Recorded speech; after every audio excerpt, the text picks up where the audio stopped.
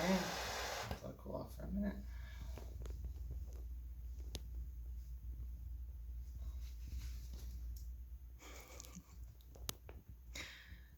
Tell me what you're doing. Installing a hot and a cold water line to fill up an 800-gallon fish tank. 800 gallons. And this is the one that's half the size of the one in the other room. Oh, wow. You see the one in the other room, right? I showed you that one, the big one? Oh, yeah. Yeah, which is like 1,600 gallons or something. That's huge. Wow. This one's only 8 foot. The other one's 16 foot. That's insane. See all your little magnets on the wall. Pretty cool. I love how you know all this. Okay, let's see. Now we're gonna do the bottom part. So that's gonna go.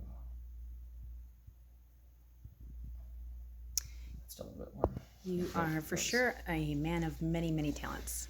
Many talents. Many. And Some I can't even record. I just gotta go back to the store to get an adapter for these parts. Ah. I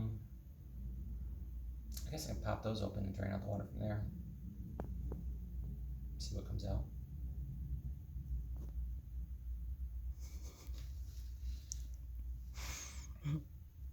Dun dun dun.